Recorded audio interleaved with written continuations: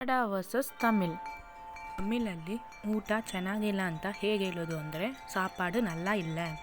ನಿಧಾನಿಕ್ ಊಟ ಮಾಡು ಅಂತ ಹೇಗೆ ಹೇಳೋದು ಅಂದರೆ ನಿಧಾನಮ್ಮ ಸಾಪಿಡು. ಊಟ ಚೆನ್ನಾಗಿದೆ ಅಂತ ಹೇಗೆ ಹೇಳೋದು ಅಂದರೆ ಸಾಪಾಡು ನಲ್ಲ ಇருக்கு. ಊಟ ಮಾಡಬೇಡ ಅಂತ ಹೇಗೆ ಹೇಳೋದು ಅಂದರೆ ವೇಗಮ್ಮ ಸಾಪಿಡಾದ.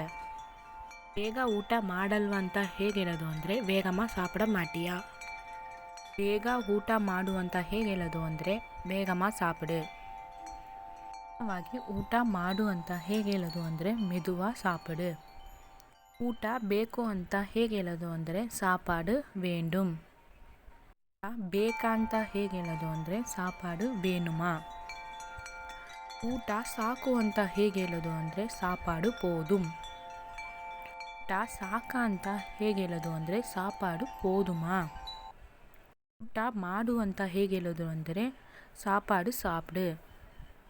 ಊಟ ಆಯ್ತಾ ಅಂತ ಹೇಗೆ ಹೇಳೋದು ಅಂದರೆ ಸಾಪ್ಟಾಚಾ. ಈ ವಿಡಿಯೋ ನಿಮ್ಗೆ ಇಷ್ಟವಾದರೆ ಲೈಕ್ ಮಾಡಿ, ಶೇರ್ ಮಾಡಿ, ಸಬ್ಸ್ಕ್ರೈಬ್ ಮಾಡಿ.